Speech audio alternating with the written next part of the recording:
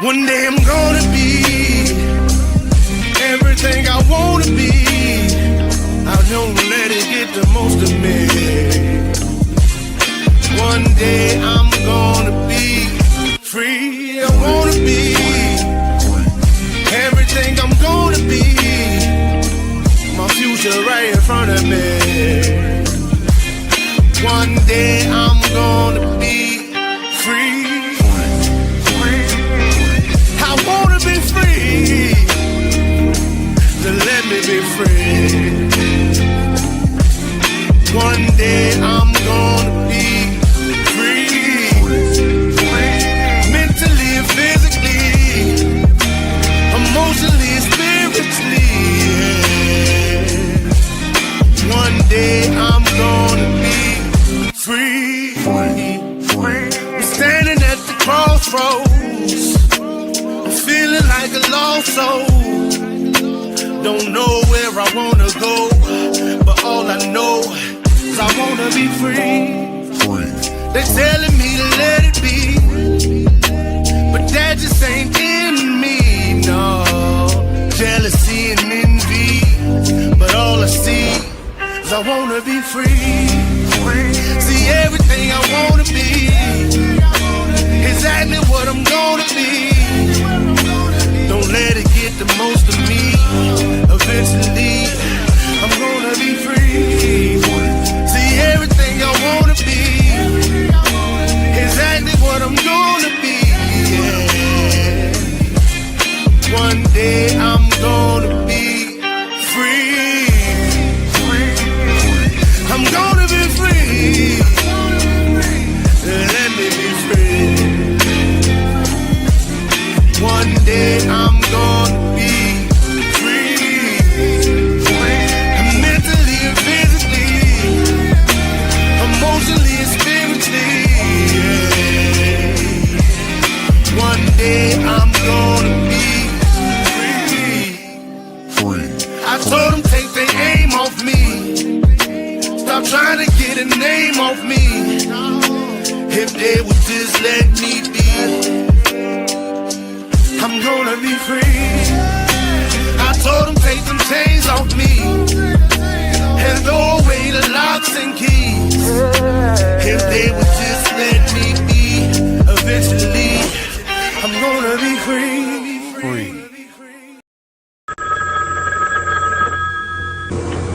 They're back.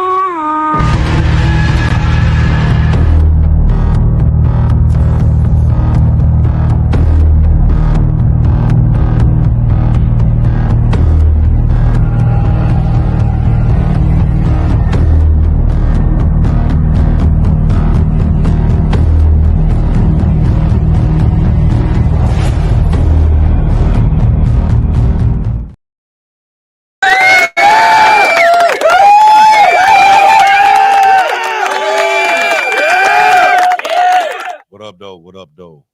7 days, and we're back again for another episode of Dominant Effect. I'm Archbishop. We got Mike Ball and Aaron Olinger. What's up, everybody? Glad you were able to tune in. We're going to hit another story that we're going to knock out the ballpark like we do every week. But before we jump into it, like always, we check to see what everybody been into for the week. So we're going to start with you, Aaron. What's up with you, brother? How was your week?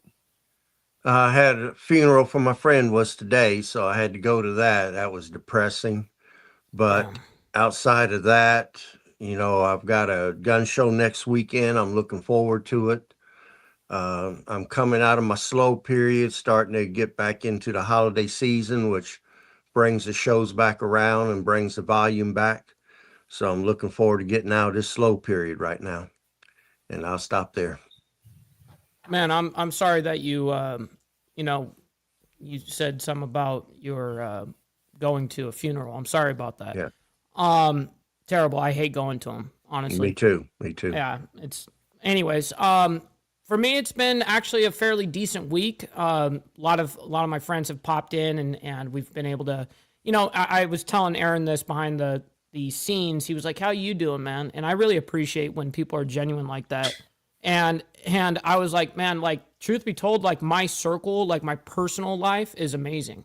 The only stress that I have really is when I do this kind of stuff, right? And knowing and actually understanding what's happening around the world is scary to an extent, you know, and it puts a lot of stress on anybody, right? So, but yeah, I do my absolute best to just enjoy life with people that I love and appreciate. That's what's up. That's what's up. And yeah, you're right. There's a lot of stuff that's been going on here lately. Seems like every day is something new that tops what went on the day before. But Yeah. that's one of the reasons why we're on here, is to be able to pull it up and let people know exactly what's going on, dealing with a lot of this stuff that we know mainstream really is not going to talk about. So, but for the week, everything was good. Like I said, working like always, trying to get this this movie, Born Protector. We're supposed to start at the end of the month. Man, that's going to be so rad. Yeah, we got just about everything done. Couple little things here and there that we need to touch up on, but other than that, everything's good. Lawful ones. I was talking about last week. We still had some scenes to do. All of those are done, and it was sent off. So that's going to be a mini series that's should be out here in the next couple months. That's going to be a really good one. But we got a lot of stuff going on right now, and like I said, there's a lot of hustle and bustle, but it's a lot of work behind it, but it's going to all pay off on the back end. So That's right. Mm-hmm. And it's righteous work. Right. So all you want that are email, the text, and ask questions or whatever, I appreciate you. The ones that sent the message saying that they were praying for me, I appreciate you. You know what I mean? And continue to do that. Send one up to the big guy for me so I can continue to do what needs to be done here. But so as of the story that we're gonna jump in today. And today we're gonna be diving into the question that's been kind of lurking behind the headlines. And that question is, are we being set up for World War III? Now, the mainstream media gives a fragmented coverage. I mean, it shows a little bit of Ukraine here, a little Taiwan there, a little Venezuela. And a lot of Israel. Really don't know what's going on with that. You know what I mean? We do, but, according to them, we don't. Military coups in Africa. But what if these aren't just isolated events? What if they're all a part of a large global shift that could be leading us towards the next World War? So today we're going to be connecting the dots. Military is on the move, economics being reshaped, alliances shifting, and the silence that's going on here in the U.S. media about what's really happening. So today, along with Aaron and Mike Ball here, we're gonna take a deep dive into this. So buckle up, because this is gonna be a pretty interesting show. Also, doing this, I'm gonna be asking some questions on here. So you ones that's watching, you know the answer, type it in there. Type it in there what your opinion is. I mean, because even if you don't know the answer, right, let us know what you think. Your opinion is going to be. Yeah, because a lot of this stuff is a lot of the questions that I'm gonna ask are really opinionated. So put in what you think it is. So so the first part we're gonna be hitting, which is the first segment, is gonna be NATO versus the U.S. military buildup. Is what I'm gonna hit first. So so NATO has a expansion timeline. So ever since the early 1990s, NATO has nearly doubled its size, adding a lot of the former Warsaw Pact and Soviet states. You got Poland, Hungary, the Baltic states, etc. But recently, you had Finland that joined in 23. You had Switzerland that joined in 24. Now, why does that matter? It matters because Russia sees NATO on its borders as an existential threat. And Moscow's narrative is that NATO promised in the 90s that it wouldn't expand east. Contested, but it's been further contested by the West. but it kept expanding. Now, the U.S. role in this is that every new NATO member means new U.S. troop deployments, weapons, and sometimes missile defense systems, etc., which Russia frames as being a encirclement. So the risk of that is that Russia's invasion of Ukraine, for instance, is partially justified to the Kremlin as more of a propaganda by preventing NATO's creep into Ukraine. And NATO's expansion gives Moscow more excuses to lead on this aggravation. As we've said before, Ukraine has been nothing but a proxy war from the beginning. And we've been picking that apart numerous times on the show. But the historical parallel to this is that imagine the Cuban Missile Crisis in reverse.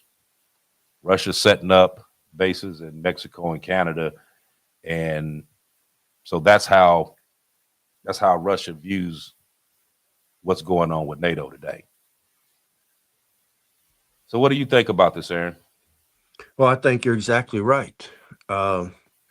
NATO just recently made a motion where they moved closer to Russia by opening a new headquarters in Finland itself, which shares a border with Russia.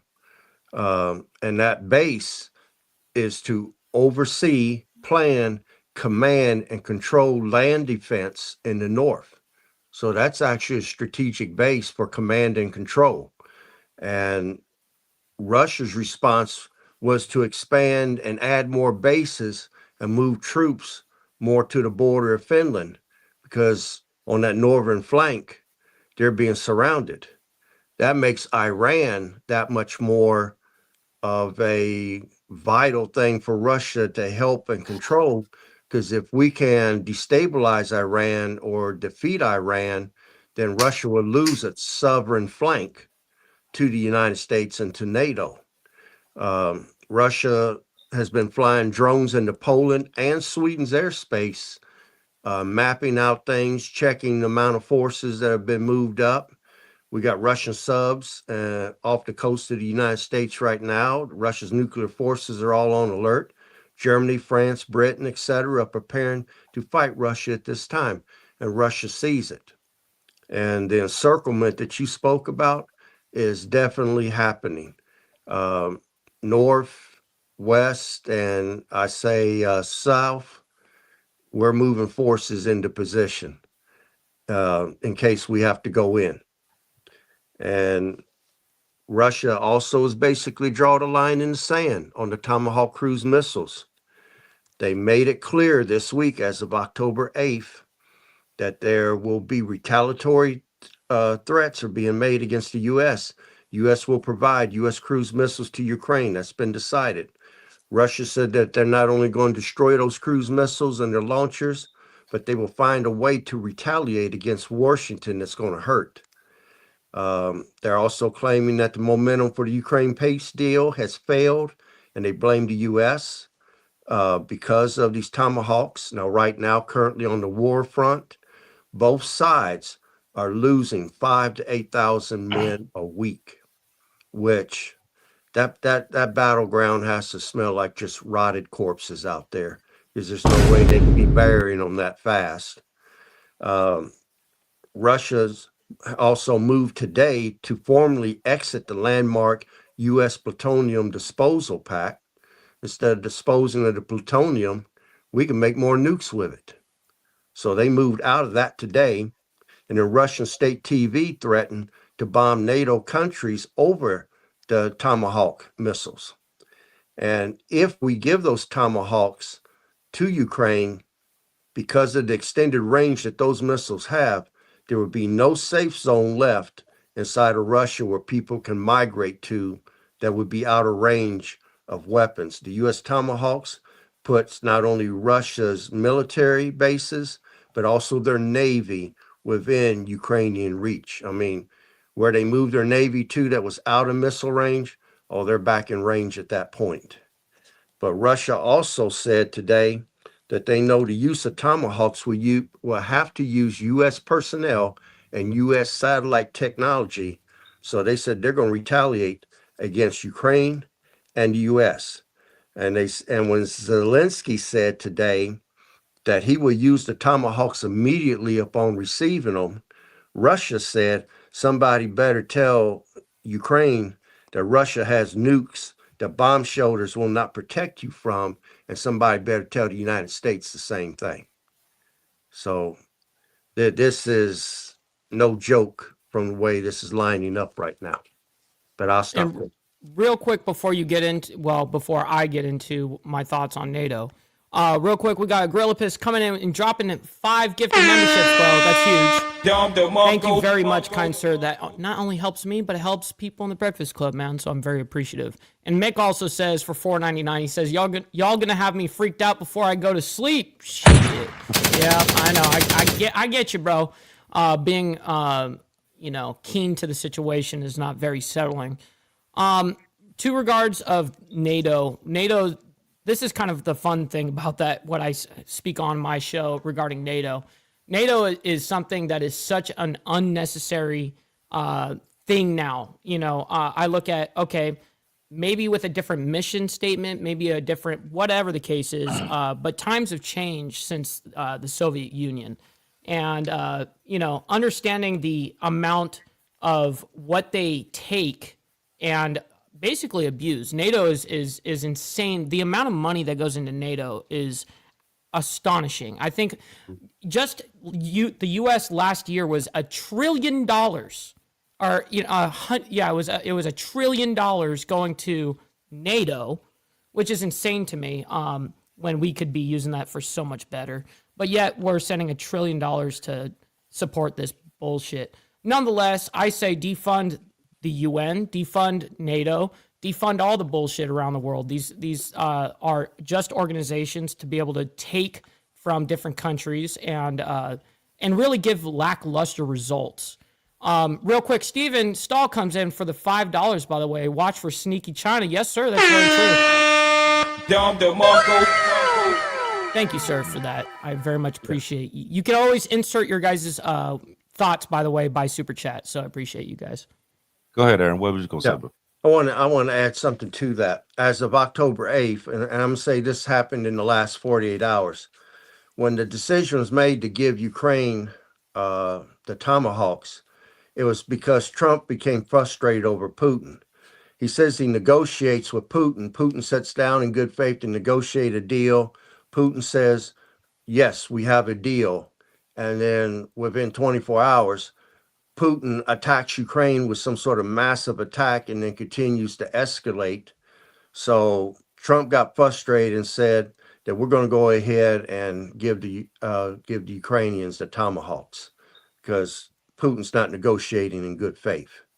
And then on top of that, we're making Russia feel pressure because we're running military games with NATO and we're running them close to the vicinities and areas that they want to move troops up to, but they don't want it to be seen as offensive. We're just running military games, but we got our forces here we're going to attack you with or defend ourselves with, and we're strategically placing them in the area. So that they know what they're doing, and Russia's feeling the pressure. And, we've talked on the show before that sooner or later you back someone into a corner, sooner or later someone's going to come out swinging, and Putin's the kind of guy that would come out swinging. So I'll stop there. Okay, so I'm going to get to this question here. Okay, but so NATO's expansion isn't always about defense anymore. No. It's about encirclement. Now, Right. them countries that's on Russia's border have been pulled in, and now Moscow views as being a direct threat. Now, each new member means that the U.S. military, bases, missiles, troop presence, everything from the West is getting a little bit closer, which kind of makes that like a pressure cooker type environment. So my question to you two is this: is this expansion really a defensive strategy, or is it provocation? I would go to say that it's actually both. we're threatening without openly using the words. We're letting him see through our actions that the threat is there. We're putting pressure on. We're even putting sanctions on him economically to try to hurt his economy. We've got him where he can't hardly trade oil around the world except for Iran and China. And, you know, the BRIC Alliance, of course, is still buying the stuff. But we're shutting down trade. And we talked on this show before that all conflicts usually start with a currency war, then it goes to a trade war, and it goes to a real war. Well, we're seeing all three happen simultaneously right now. We're seeing a currency war with the Chinese yuan. We're seeing a trade war between these other countries and the US. And we're slowly escalating into the real deal here. It can be defensive if we're going to sit back and wait for Russia to make the first move. I like to think that NATO will wait that long, but it's going to be like a coiled spring ready to strike. As soon as that provocation happens and Russia responds, they're coming about with everything they got because they know in the long run, chip trade and everything that we need for our sophisticated weapons will come to a halt, and we won't be able to rearm certain type of weapons once we run through our current supply. So I'll stop there for right now. Yeah, to the question of the that you bared there is I look at this as like just a numbers game. Ultimately, I look at it as 100% numbers game, not only on a numbers basis off of just pure people and your quote unquote armies, but I look at this as just a huge cash infusion for itself. Essentially, I think that they're always going to look out, just like for any other economic thing. They're going to look out for the betterment of themselves and look for expansion. And they're going to come up with every reason in the book why they need to expand and why they need to take over something like Sweden and all these different countries that have been known for these middle ground places. It's kind of interesting watching it. And I think that's a great question that you asked. And I do agree with Aaron as well that it can be absolutely both on this. Mm-hmm. Now, Okay. what I think on that one is, I think it's provocation disguised as defense. Yes. Now, okay, now think about this. If Russia and China went to Mexico or Canada and set up bases, the U.S. would lose their fucking mind, right? Mm-hmm. Yet NATO's doing it, and you saying that you're doing it out of defense. You see what I mean? So, to me, that's a double standard. Now, if you really don't want that smoke for real, do we keep pushing it?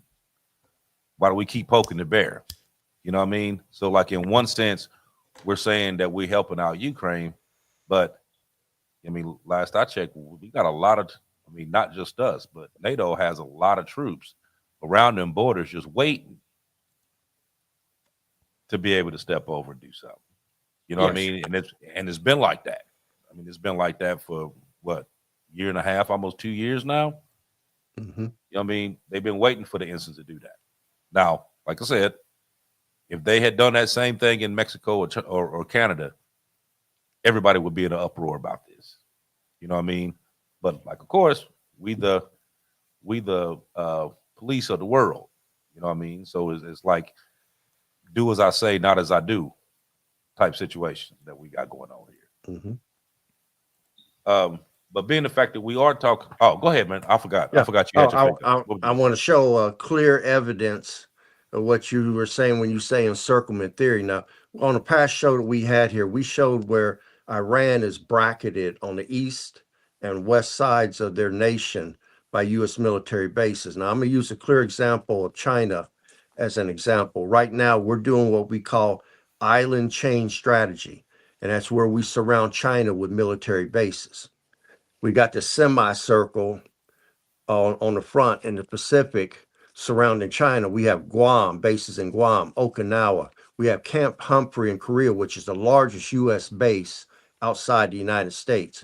In fact, we have 73 bases inside South Korea. So we're on that side of that flank with I didn't know it China. was that many. Yeah. Damn.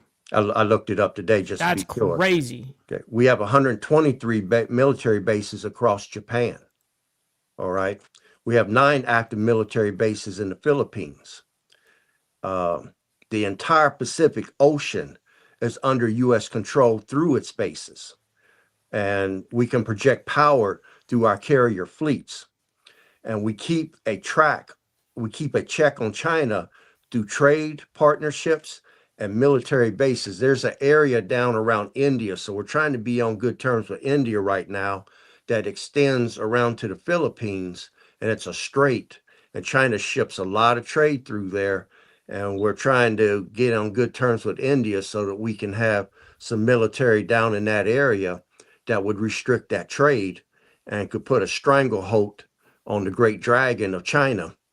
So as you can see, we're encircling China as we speak, and sooner or later, China might come out swinging because we're choking them off. But that's a clear example of island chain strategy where you surround China with bases. NATO is surrounding Russia right now. We have Iran bracketed, and I'll just stop there. Everybody should get the point of what I'm saying. Real quick, I just want to thank Allegedly for 11 months as a member, man. That's humongous. Thank you for sticking with me for 11 months, man. That's awesome. Thank you very much. Go ahead, AB. Sorry. Okay, so we're gonna jump into this. We're gonna jump into this this China-Russia alliance. So the first thing I'm gonna talk about is energy trade. So China has massively increased its purchases of Russian oil and gas since the sanctions came from the West. Payments are often in yen and pretty much trying to bypass the dollar, which of course brings on the BRICS. And we'll get into Which that is why it originally scared me, because BRICS, as we know, trade wars go into real wars, right? So exactly.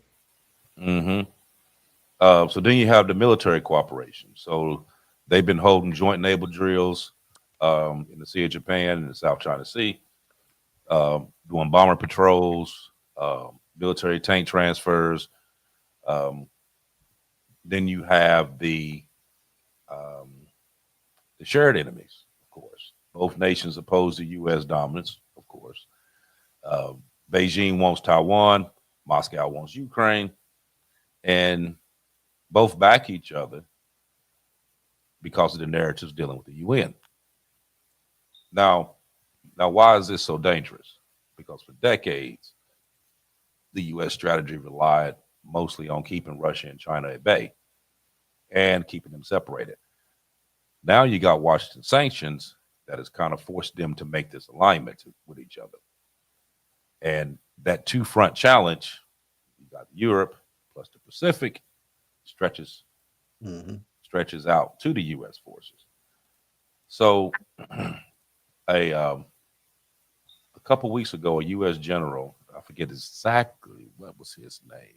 I forget exactly what his name was. But anyway, he said something to the effect that a nightmare scenario is Russia and China working together.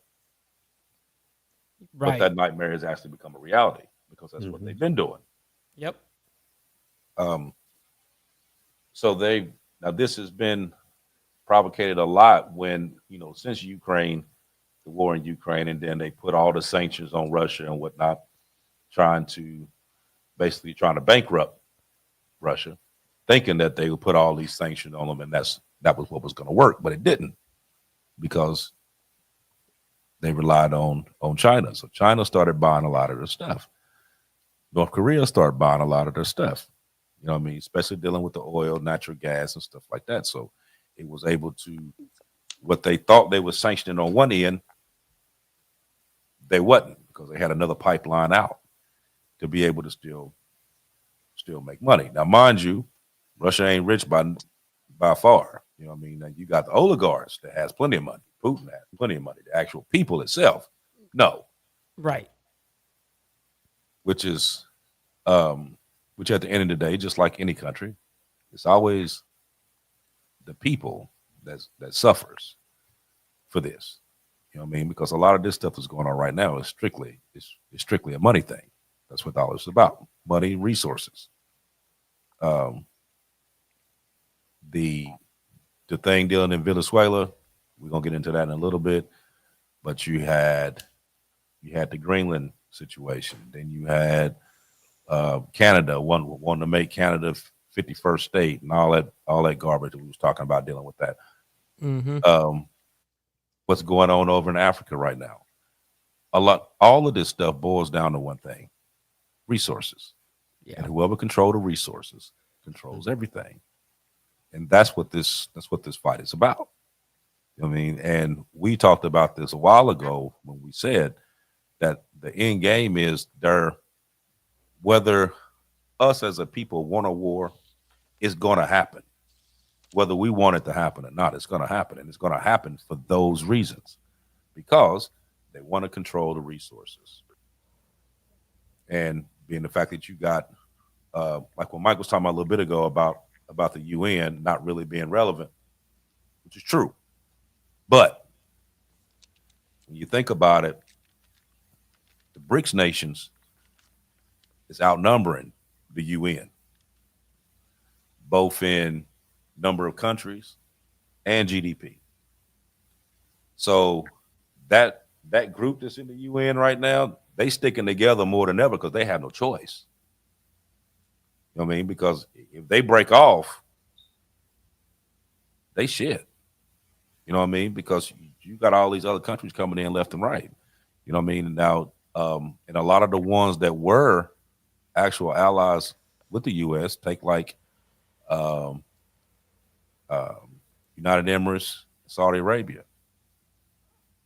They didn't jump ship quick trying to go over the BRICS. You know what I mean? They're not fully in yet, but they did actually show up, and they did actually put in to actually join BRICS. So you got a lot of these countries that's jumping ship, switching over to China. You know what I mean? And then even some of our quote allies dealing with these tariffs and the other stuff that's going on is actually making deals with these countries as well. Yeah, back behind our back. Right. Right. So with some it's some two-faced, it's some backstabbing stuff. I mean, it's a lot of stuff that's going on right now that we don't know about.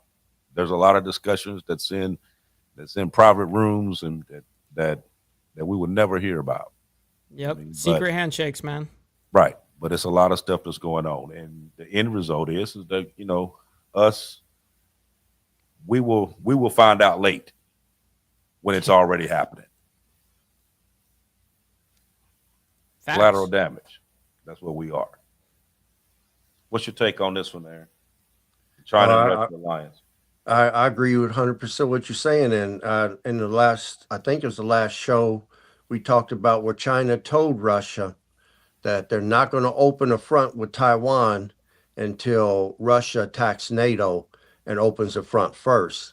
So they have a mutual protection thing signed with each other, but China don't want to get left out on the cliff the way Iran left Hamas out on the cliff, letting Hamas start that war and then not backing them like they promised. So if Russia makes a move on NATO, China's automatically going to make a move on Taiwan. So that puts us on two fronts right away. And our economy, in my opinion, is not in a position to be able to afford that right now.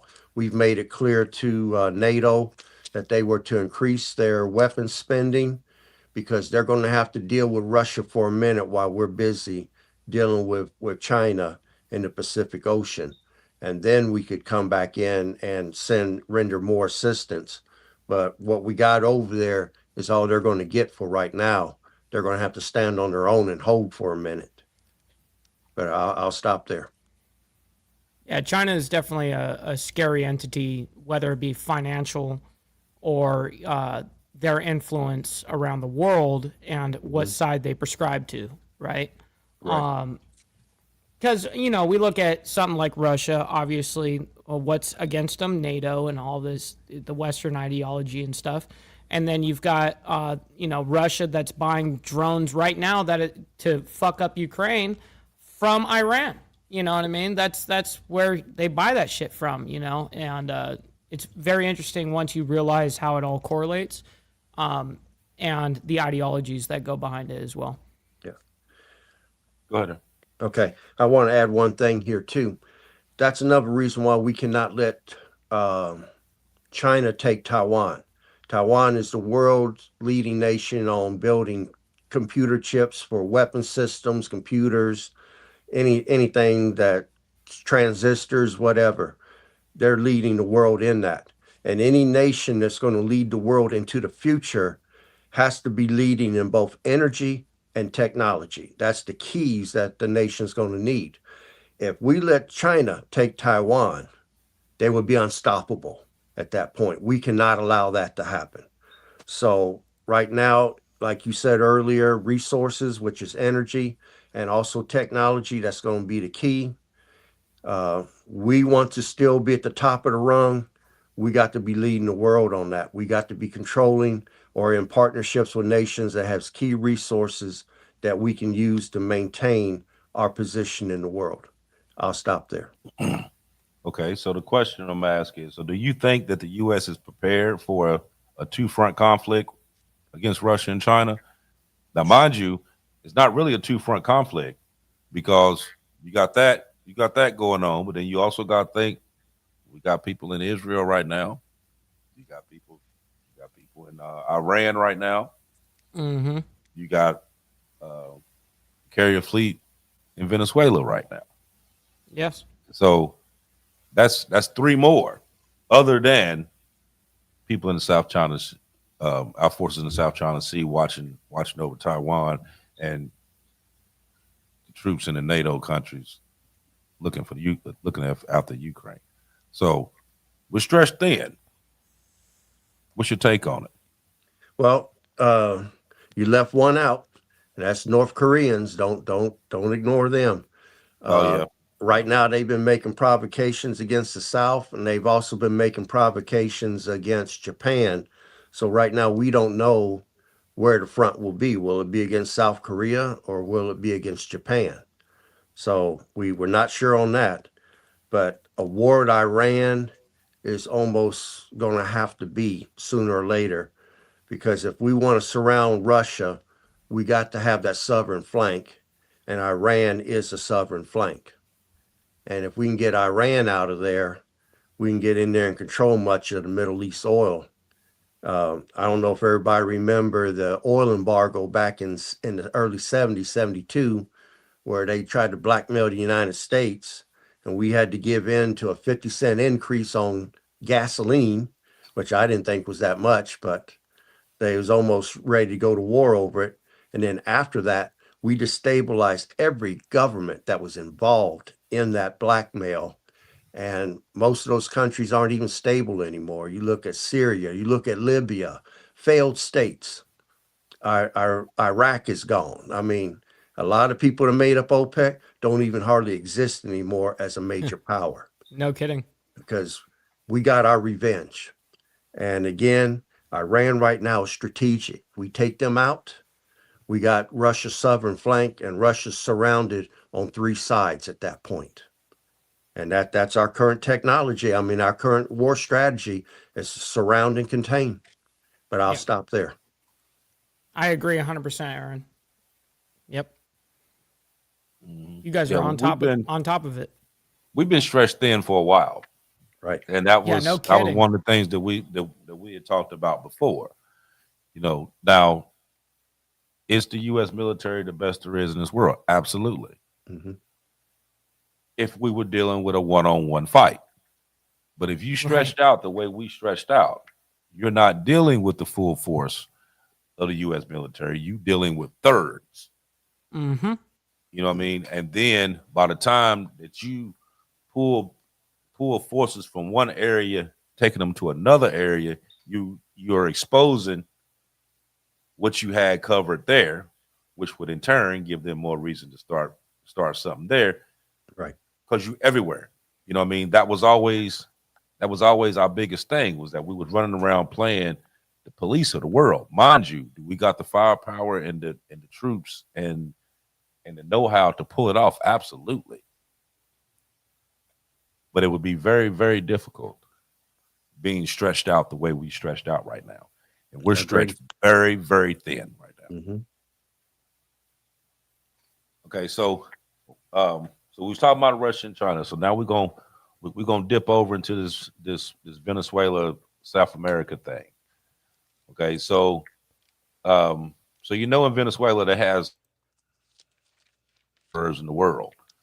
So Venezuela holds like 300 billion barrels, more than Saudi Arabia.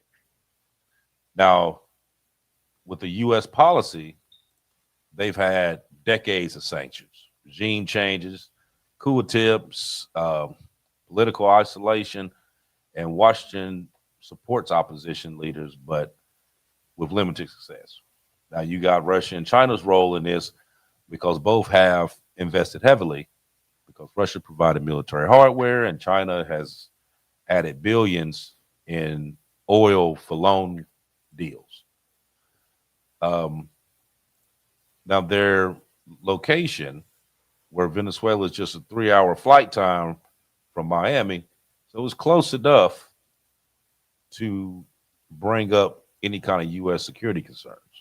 You're only 3 hours away. Now the U.S. frames involvement is prompting democracy. They're saying that they're doing what they're doing there after cartel leaders and trying to stop the drugs from coming over into the States. But it also leads you to think like, okay, if that was the case, why is Russia and China bringing tanks, weapon systems, subs, destroyers to that area for the cartel? Makes no sense. So what's your take on that, Aaron? I think you're hitting on it 100%. I mean, it's a great cover story. I do think that they are trying to take out the drugs to a certain point, but to get control of the oil and to probably decapitate the leadership in Venezuela will be the end result, and put someone in there that's more friendly to the West. They can't have missiles that can reach us, which China has provided Venezuela with, sitting right off our damn coast. That's just not acceptable. And to get control of that oil is going to be key. And if they control that whole region, they can stop any drug shipments or anything from coming over here. That's reason. And China wants that oil so badly, they've already set up 2 oil wells down there. One's an offshore platform, and they're sent their Navy carrier task group down there to protect their interests, because Venezuela signed an agreement with them to give them a certain amount of oil that they can bring up out of the ground themselves. So Russia and China both wants that oil, and they're going to put up a fight to try to get it. But that also, again, spreads us even thinner, because it opens up a new front that we have to move troops into to protect our southern border, which will probably take a priority over somewhere overseas. And that's going to be bad. And like I said earlier, with Iran, it's in Israel's best interest to see Iran gone. So they will provide us whatever we need to help make that happen. But Venezuela right now is going to be a proxy zone, basically. And it's going to burn up our supplies. Our reserves are not endless. And our manufacturing has moved out of this country. China is the #1 manufacturer in the world. There's nobody that can out-manufacture China on weapons or anything. So people need to understand that. And we're not manufacturing stuff now. We are building a computer chip thing. We're building a drone thing here in the United States, factories, but they won't be online until probably 2028 or 2030, which is too little too late. So Man, we're going I to be agree. spread so thin, and we're seeing how much ammunition that we supplied Ukraine. That's running our supplies low. We already know that our gas reserves are half of what they're supposed to be here in this country. Our oil reserves are. Mhm. So man, they can drain us fast, have us fight on 5 or 6 daggone fronts. Yeah, I But agree. Look at how Israel kind of got divided with the IDF. I think it was really strategic in the way that they, we had Hezbollah attacking northern Israel, right? At the exact same time, Hamas is doing their ordeal down below, down south, and you see how much you split that and how much weaker you already become by 100%, right? So imagine on a way bigger front, the whole world. That's where we're stretched thin, the whole world. Um, so imagine on something that is so simple and so small over there in the Middle East and how devastating it can be to attack just from two different fronts right there and how it affected them. Look at how many people are tied up, like AB was saying, about a third kind of thing. And if any one of these pop off, essentially that is where World War III comes in, because everyone's going to be interlinked, So these guys, they're definitely thinking ahead by not just doing and acting. They have to realize, okay, the geopolitics behind who they're attacking and who they're affiliated with, all this shit before they even fucking do it. They really have to think it out, because they know this could strike World War III right now. Right. I mean, it seems like a big game of chicken. Yes. Because if you think about it, okay, so U.S. goes into Venezuela. They make up the excuse where they're trying to get the drug cartels. Mind you, they done hit a couple ships, but we ain't seen no drugs, and we ain't seen nothing that they done got out of that, other than the fact they showing videos of blown up skiffs going across the water. But you got Russia and China show up. Okay. You got Iran that has signed agreements with Russia and China. So if you messing with Iran, you got to deal with Russia and China. Mhm. Same thing dealing with North Korea. The North Korea, South Korea deal. You're still dealing with Russia and China. So it's like everywhere that you move in different places of the world, you still dealing with the same three people, same three groups: U.S., Russia, China. Same three. You know what I mean? Now, I'm just speaking on a strategic point here. This is just my opinion. Okay. I think that it has already been talked about, the face-off between each group, right? The thing with Russia is that between the two, Russia is more powerful because they have more nukes. But if you in an ongoing war,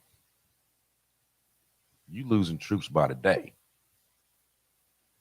So, yes, you may have 5,000 nuclear warheads, but your troop presence and your equipment is dropping rapidly by the day. So if we keep this war going over here, then and you keep fighting it, just like you said before, you losing 8,000 people a week. Okay. You losing 8,000 people a week. Times that by past, let's see, how long has this been going on? 2 years, 2.5 years? You know what I mean? You've lost millions of people. Are you talking about Russia-Ukraine conflict specific? Oh yeah, they've already passed 3 years. Right. So okay, so you think about how many people, how many soldiers they've lost. Unreal.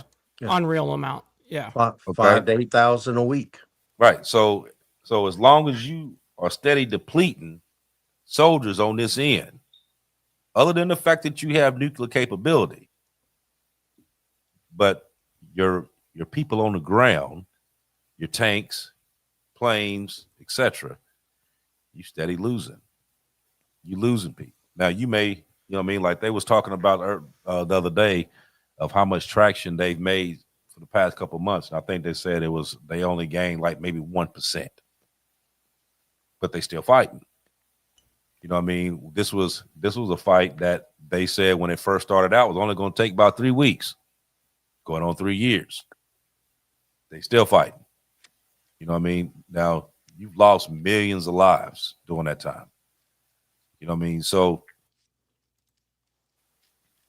even if Russia is sending troops to different places, they're stretched too, because they losing a lot of them on this end.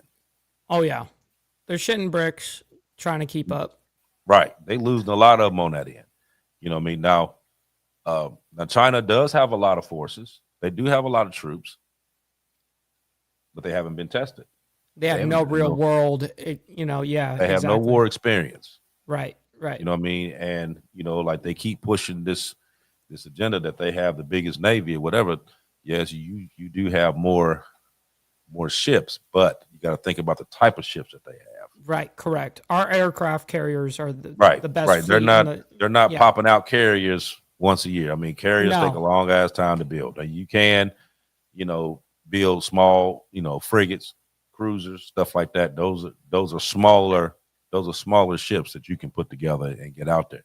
Now, even with them, it still takes time. So if you popping them out as quick as they say that they're popping them out, trust and believe they're not going to be a much count. Especially if they talk about the way that they were actually pushing out, what they say, 25 to 50 a year. Bullshit. Yeah, that's crazy. Like, if anytime these things are being made, everyone kind of on a world geopolitical level, they know it's happening. You can't just like print out a aircraft carrier, for instance. If you start building one of them, oh, trust me, the world knows. The world knows. The average citizen may not, you know, but the governments absolutely know what's going on. You can't just print these things out. Right. Go ahead, Eric. I got an opposing viewpoint. And I'm going to use World War II as an example. We basically won that war, the Allies did, because we were able to outproduce the Germans. I'll use a tank, for example, the German Tiger tank. Heavy armored. Most of the time, you could only take it out by shooting it from the rear because most shells bounced off of it. But it was with German engineering, it was so difficult to manufacture. They was only able to make so many during the whole war versus the Russians, who was putting out T-34s like they was spitting spitballs, and the United States putting out Sherman tanks, which they called them Bunsen burners. Whenever a German tank shot it, it would explode in flames. But there were so many of them that they just overwhelmed the manufacturing ability, even in airplanes. Our bombers, even though they was being shot down in high numbers, we were able to manufacture so many that eventually we bombed Germany's manufacturing ability out of existence. And China not only has the largest navy, they have the largest military in the world, period. You look at Russia, they have a large number. Of Russia against Ukraine in asymmetric warfare, you kill one of mine, I kill one of yours. Ukraine's whole entire population would be gone long before a third of Russia's population decreases. The United States has 333 million people. That counts women and children. China has 1.4 or 1.5 plus billion people. In asymmetric warfare, you kill one of mine, I kill one of yours, our entire nation would be wasted before you even got a third away through the Chinese population. It's going to come down to numbers and manufacturing ability and technology in the end. And we'll have our work cut out for us here. This isn't going to be an easy thing. And knowing that, could I go a little deeper with something? Go ahead. Okay. Knowing that Russia said that if we give them the Tomahawks, that they're going to hurt the United States. Now, I don't know if you guys remember the attack that was averted in New York City, where they found the servers in that one apartment that was to overload the phone system. Okay, that was literally an AI attack designed to overload all the phone systems, including the 911. It was going to put out 30 million calls per minute, and the cell towers would shut down at that point. So would the 911 system. Now, right now, Homeland Security, um, FBI, CIA, everybody is saying that there's an attack on New York imminent, but we don't know who the attacker is going to be. Is it Iranian proxies? Is it Russian? Right now, we know for a fact that there's Iranian people over here, there's Russian, these are all military age males, there's Chinese, there's Al Qaeda. We Yeah. know that there's cartel members. Okay. Now, when that AI attack starts, cops and first responders are going to be running around chasing false calls until the system becomes overloaded and goes down.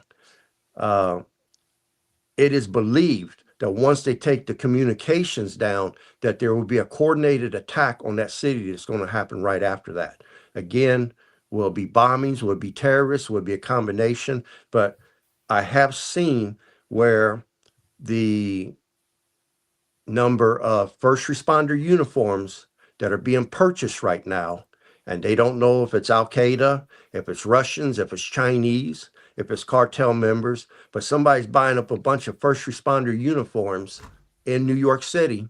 Some of them are used, some of them are secondhand, but they're buying them. So when the attack occurs, you think that these are police, you think these are firemen, you think that these are first responders or medical doctors or whatever, and they're going to be terrorists attacking after they bring the phone system down.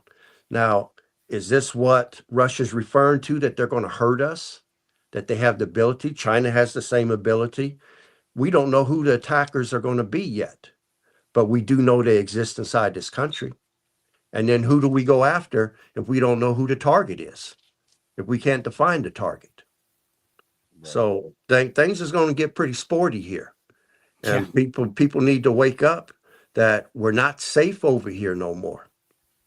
We may be fighting a front line right here inside this country.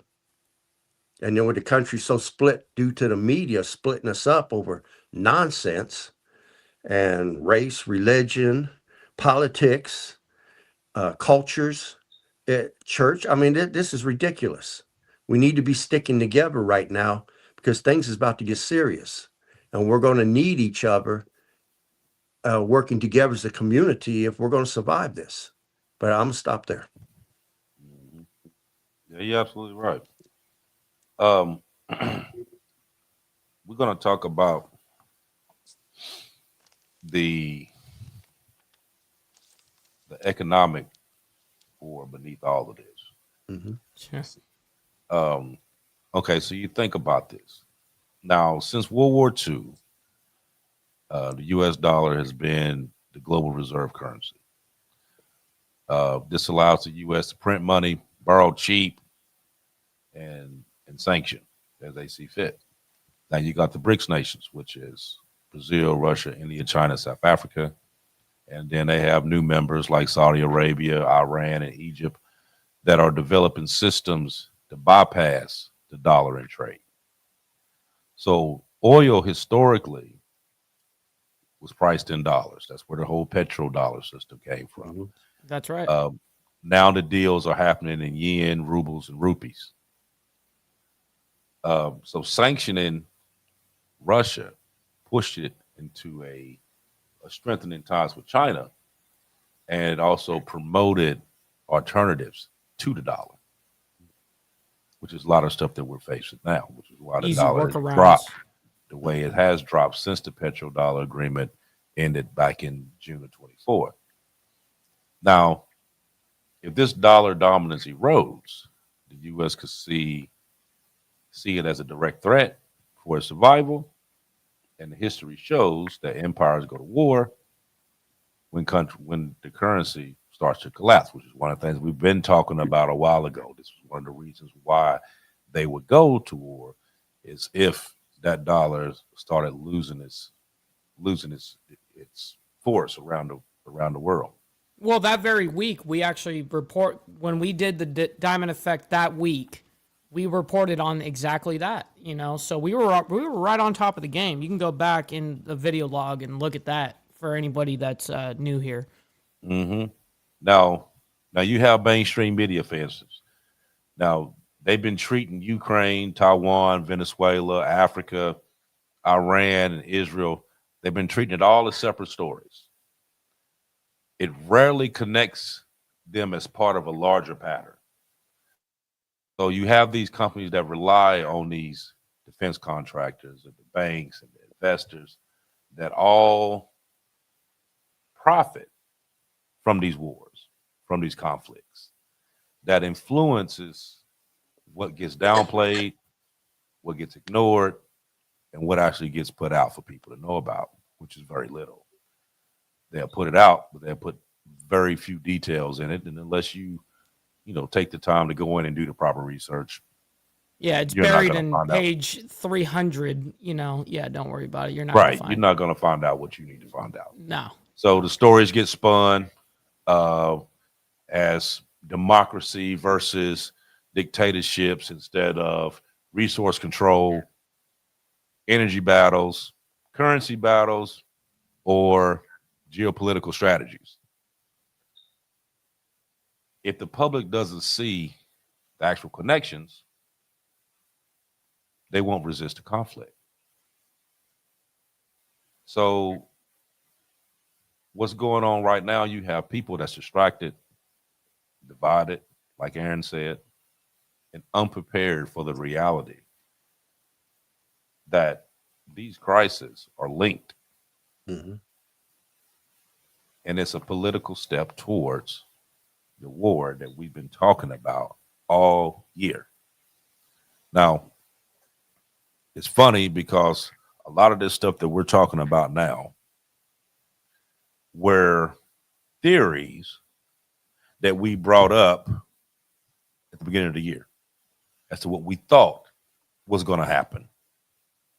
If you go back and watch some of the older shows that we did back January, February, March, we talked about this very thing, as in what could go on, who was going to take sides, who was going to do what. And now we're looking into October and we see that a lot of this stuff that we talked about back in, November, December, January, February is actually taking place right now. That's right. But we're getting hit with the bullshit. And what I mean by that is instead of us paying attention to what really matters, what's really important, right now it's a division war here in the U.S. because they're keeping you divided and they're keeping you distracted on bullshit. So you're not paying attention to what's really going on. That's right. Now, if something really does happen here, you doomed. And the reason why is because there is no connectivity within us as a people. You're right. None. And a house divided would never stand. That's right. Now, a lot of people, I've watched a lot of stuff throughout the years and they talk about, like in the Bible, how it talked about how the United States was never mentioned in the Bible, because, basically the U.S. was Babylon. And Babylon fell. And why did Babylon fall? Various reasons. But I bet you one of those reasons is because you were so worried about each other and you wasn't paying attention to the real enemy that's sitting here looking at this. Because you think we're not the only ones with TVs. They see this. I had a guy to come in the shop yesterday from Europe, and he said, "Y'all got a real mess over here." I'm like, "What do you mean?" He was like, "Because we watch the news in Europe and we laugh at y'all because of what y'all doing over here." He said, "Because you have, for this country to be as big as it is and to have the opportunities that y'all have over here, y'all worried about who lives next door to you, as opposed to who's sitting here watching you. That is true, but they're not one to talk. I'm just saying. Even when you think about that, if you got just having somebody from the outside who doesn't live in the U.S. it just came to True. visit, and True. this was and this was his thought. You know what I mean? So you thinking, okay, over there, this is what they're thinking, that we're not unified, that we're divided, and we are. Let's just keep it 100. We are. And what we're divided about and distracted on is bullshit. But we need to really pay attention to what's going on outside of these borders. We need to pay attention to what's really going on in Venezuela, what's really going on in Israel, what's really going on in Iran, Taiwan, South Korea, North Korea, Philippines, Japan, China, Ukraine, Poland, the Baltic states. This is what we really need to pay attention to, because we don't really need somebody to put boots on the ground to do what they need to do here. It's a nice little weapon called a what is it, Aaron? What's that? What's a nice little weapon that they can drop to just shut down everything? Oh, electromagnetic pulse weapon. Yeah. Exactly. You don't even have to hit the ground. It can go off 25 miles up and put you back in the Stone Age. Then you can put boots on the ground and take over whatever you want to take over, because everybody wondering why their iPhone ain't coming on and why their TV won't come on, not realizing that you got actual enemies that's been here. The FBI notice here, that just been sitting here watching them all these years and never got them out of here. You know what I mean? So if that was talking about the whole immigration thing, those should have been the ones that you first got up out of here. The ones that you knew had these cells around, those should have been the first ones that you got out of here. But we didn't. We're watching.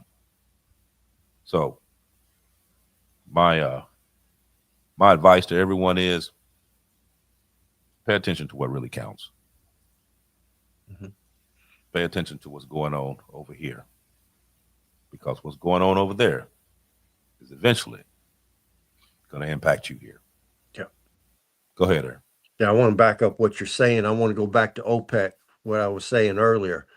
Not only did we destabilize the countries, but we turned those countries that were unified against one another, and then we injected so much propaganda into them that we turned the populations of each country against its leadership, and then we funded the rebels. So people need to understand propaganda is a powerful tool, and it's being used on us all the time. And as Malcolm X said, you can't be going for the okie doke. You're being hoodwinked. I mean, pay attention, do your research. Don't be scared to look things up. They're not hiding it no more. The information's out there. If I can find it, anybody can find it. Take time and look and educate yourself, and you'll be surprised of what you learn. And I'll stop there. Yeah, we're sitting at 108, so we're gonna shut it down for the evening. Can I mention one other thing before you go? Because you wanted to talk about Africa, and I do want to mention that, because that Africa does not get the same press as Europe or, say, the Middle East does. In fact, you don't hardly see anything out of it. France and Britain economy are both taking hits right now because the African nations are becoming self-reliant and are not paying resources to Europe no more. So their economies are being hit. Energy and tech is going to be the key, and that stands a chance to come out of there. Now, since France was recently expelled, a proxy zone is formed. Mali, Niger, Burkina Faso have formed a military alliance against Western influence. And they're looking to Russia for support. The whole Sahara region right now is forming a proxy zone, which is emerging, where local conflicts can happen and can evolve into something that could be much larger, especially knowing that Russia and China has an interest in the areas. The stakes are high, and the world needs to pay attention before it's too late. I mean, China, they've moved in making large loans to a lot of those nations. And when those nations can't pay back, they're taking land, airports, and resources. And China is considering colonizing certain nations of Africa at over 300 million citizens and companies. And if you look at, you say 300 million, there's only 333 million US citizens. You're talking about taking the entire US population and putting it into the nations of Africa. And the only way you could do that is if you move the indigenous people out of the area or you kill them off with your military. But they're going to have to be moved in order for you to bring in that size of a population. And like I said, it don't get the press, but there's a lot of resources there, and it's going to be a proxy war, in my opinion, that's going to start forming there between rebels that we'll fund and governments that China and Russia is going to fund. But I'll stop there. Well, you know, the president of Burkina Faso, you know, they've tried to kill him like 20 times. I didn't know He's had 20 assassination attempts. He's Okay. actually he's actually came in from the military. Okay. But he was the one that started getting the French out of there, because they had the gold mines over there, and they were given the country very little, and they were just taking loads and loads and loads of gold out of there. It was only giving the country very little. So he kicked everybody from France up out of there. They kept all the gold, and then took the gold and basically paid off all their debts and started rebuilding in that country. You know what I mean? So yeah, France and Britain did take a hit off of there because they kicked their asses up out of there. You know what I mean? Now China is trying to put their nose over in there, because they come over before all this took place. They were over there, you know, wanting to build ports and railroads and mining projects and stuff like that. And then they made some outlandish deals over there, like they had had the land for 99 years, and you know what I mean, some old crazy stuff like that. They were making these outlandish deals with them, and giving these countries money with like ridiculous payback terms and stuff like that. But Africa as a continent has every resource that you need in that one continent. Yeah. Everything. True. If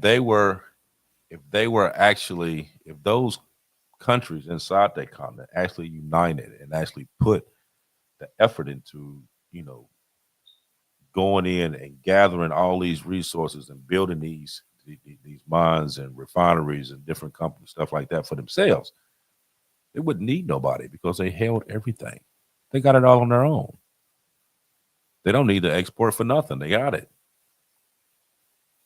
But that's not in this conversation. So that's something else that we'll talk about later on. But like I said, once again, I thank you all for coming out every Wednesday. Sit here and listen to us and drop your feedback in the chat. Much love to you. Like, follow, share, subscribe, pass this on to other people, man. This is what we do every week. We put this information out, hoping that it hit the right ears and that you be more proactive in what you're doing, not only for yourself, but for your family. So until then, I'll see you in 7 days. Much love and respect to everyone. Go ahead, Aaron. Yeah, right now, this is not a time for somebody to stick their head in the sand or go around with their day not paying attention to what's going on and thinking that, well, the government will handle it, I don't have to worry about it. You're going to feel everything at this point.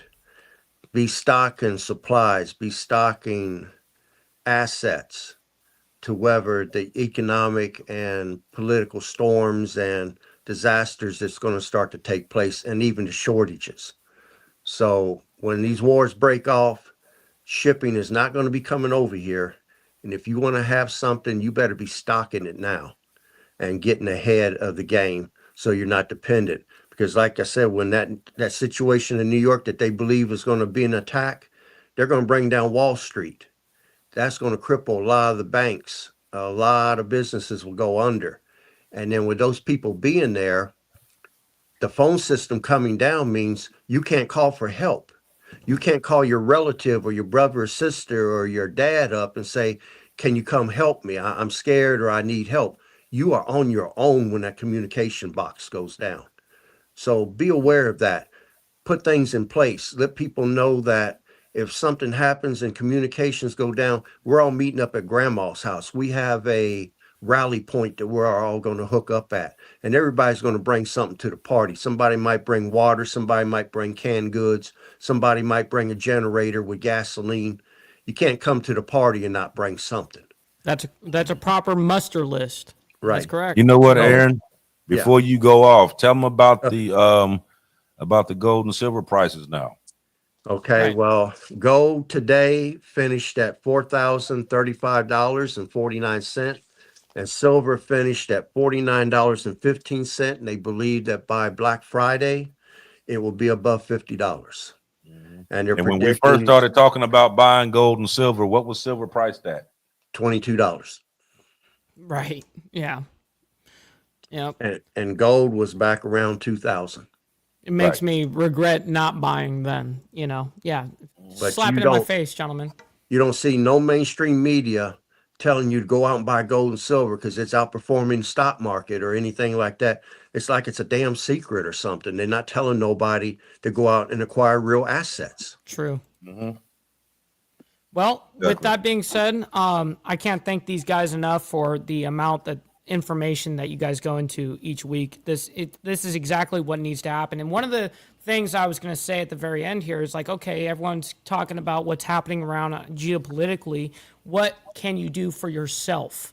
Okay, yeah, you can't help what your nation and government do, but you absolutely can look out for you and your own family, man. And I highly, I encourage everybody to get prepared, in the way of just, basic essentials, food, things that Aaron actually specializes in. He actually sells like all these different packs that are ready for bug out bags and all these kind of awesome things. And I really do look at not only on that level, but I look at a trading level, whether that be gold or any of these different things like silver and stuff. But I just tell everybody, just get prepared a little bit, start being in that mindset of not so maybe willing to spend your money and just kind of recklessly, but kind of look at it and go, wow, I need to be doing something a little smarter than this right now. Right. So, with that being said, ladies and gentlemen, I can't thank everyone enough. And Chris Lestrange, she also sent a huge raid over to us. I really appreciate you, Chris. Thank you for the love to the show. Make sure you guys stick around, though. We're going to be sending you guys off on my side to our buddy Grid One Motorsports. Stick around for the raid on that side. Until then, next week we will be back for more of the madness, man. This is what we do. So very much appreciate you guys, and we'll see you guys here in 7 days. Much love, honor, respect, everybody. We don't worry about nothing else. We control what we can't control, but we prepare to be dominant. On a little bit better. Zayden Moore, though, can field it at the 45 and cut upfield. A great return here by number 1 as he is going to take it all the way in. Sometimes you got to know what you know. They're going to call it cockiness. They're going to call it arrogance, but you're going to call it confidence. Do not allow my confidence to offend your insecurity.